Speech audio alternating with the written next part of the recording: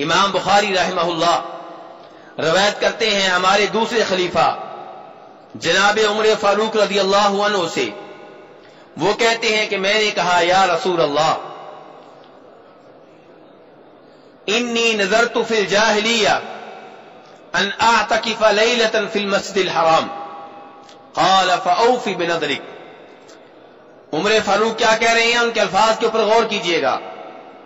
کہہ رہے ہیں اللہ کے رسول صلی اللہ علیہ وسلم، میں نے جاہلیت کے زمانے میں، کفر کے زمانے میں، شرک کے زمانے میں یہ منت ماننی تھی، یہ نظر ماننی تھی کہ مسجد حرام میں ایک رات اعتکاف بیٹھوں گا۔ آپ نے فرمایا اپنی نظر کو پورا کرو، چنانچہ جناب عمر فاروق نے ایک رات کا مسجد حرام میں اعتکاف کیا۔ کیا اعتکاف کے لیے روزہ شرط ہے؟ یعنی کہ اگر کوئی روزہ نہ رکھے تو اعتکاف بیٹھ سکتا ہے، یا روزے کے بغیر اعتکاف نہیں ہوگا؟ میرے بھائی، اس معاملے میں علماء کرام کے مابین اختلاف ہے۔ کچھ کہتے ہیں کہ اعتکاف کا تصور روزے کے بغیر ممکن نہیں ہے، وہی اعتکاف قابل قبول اور معتبر مانا جائے گا جس میں اعتکاف بیٹھنے والا روزے کی حالت میں ہوگا۔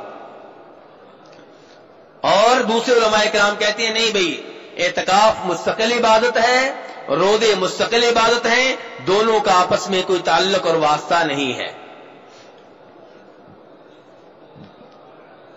وہ علماء کرام جو کہتے ہیں اعتکاف کے لیے روزہ ضروری نہیں ہے، ان کی پہلی دلیل وہ حدیث ہے جو پہلے میں بیان کر چکا ہوں کہ جناب عمر فاروق رضی اللہ عنہ نے رسول اکرم صلی اللہ علیہ وسلم سے کیا کہا تھا کہ میں نے زمانہ جاہلیت میں نظر مانی تھی کہ مسجد حرام میں ایک رات اعتکاف بیٹھوں گا، تو آپ نے کہا اپنی نظر کو پورا کرو۔ میرے بھائی، وہ ایک رات کے لیے اعتکاف بیٹھے، کیا رات کو روزہ رکھنا ممکن ہے؟ اس کا مطلب یہ ہے کہ روزے کے بغیر بھی اعتکاف کا تصور موجود ہے۔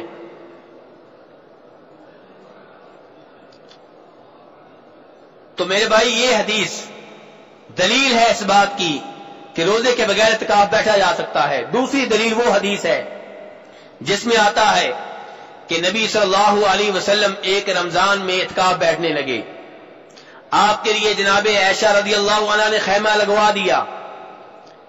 جب اللہ کے رسول کا خیمہ لگا، جناب عائشہ نے اللہ کے رسول سے اجازت مانگی کہ میں بھی آپ کے ساتھ اعتکاف بیٹھنا چاہتی ہوں۔ آپ نے اجازت دے دی، جناب عائشہ کا بھی خیمہ لگ گیا۔ کتنے خیمے ہو گئے؟ 2۔ تیسرے نمبر پہ آپ کی ایک اور بیگم جناب حفصہ رضی اللہ عنہا نے بھی خیمہ لگا لیا۔ چوتھے نمبر پہ آپ کی ایک اور بیگم جناب زینب بنت جحش نے بھی خیمہ لگا لیا۔ نبی صلی اللہ علیہ وسلم جب صبح کی نماز پڑھ کے اعتکاف بیٹھنے کے لیے خیمہ میں داخل ہونے لگے، دیکھا کئی خیمے لگے ہوئے ہیں۔ آپ نے کہا یہ کیا؟ بتایا گیا ایک خیمہ جناب عائشہ کا ہے، دوسرا جناب حفصہ کا ہے، تیسرا جناب زینب بنت جحش کا ہے رضی اللہ تعالی عنہن۔ نبی صلی اللہ علیہ وسلم نے ارشاد فرمایا البر تريدنا، کیا تم نیکی لینا چاہتی ہو؟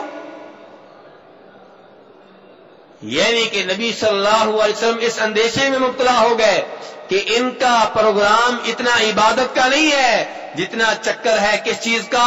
غیرت کا، جتنا چکر ہے اللہ کے رسول صلی اللہ علیہ وسلم کے قریب ہونے کا۔ یعنی کہ ہر بیوی چاہتی ہے میں خاوند کے ساتھ اعتکاف بیٹھوں، ہر بیوی چاہتی ہے مجھے اللہ کے رسول کا قرب مل جائے۔ یعنی کہ اعتکاف کا ثواب کا جذبہ کم ہے، یہ جذبہ زیادہ ہے۔ یہ اندیشہ ہوا جناب رسول اکرم صلی اللہ علیہ وسلم کو، چنانچہ آپ نے کہا ما انا بمعتکف، میں اعتکاف نہیں بیٹھوں گا، اور آپ کا خیمہ جو ہے وہ وہاں سے ختم کر دیا گیا۔ پھر آپ کی بیگمات نے بھی اپنے خیمے ختم کر لیے، اور مسلم شریف کی حدیث ہے کہ آپ نے اس کے بدلے میں شوال کے پہلے 10 دنوں کا اعتکاف کیا۔ شوال کے پہلے 10 دنوں کا اعتکاف کیا۔ شوال کے پہلے 10 دنوں میں سے پہلا دن کون سا ہوتا ہے؟ عید کا۔ عید کے دن روزہ رکھنا جائز ہے؟ اس کا مطلب یہ ہے کہ نبی صلی اللہ علیہ وسلم نے جب یہ اعتکاف کیا تو اعتکاف کے پہلے دن آپ نے روزہ نہیں رکھا۔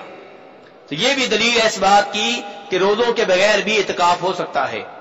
اب کہنا یہ چاہتا ہوں، اس گفتگو کا مقصد کیا ہے؟ اس گفتگو سے آپ کو ملے گا کیا؟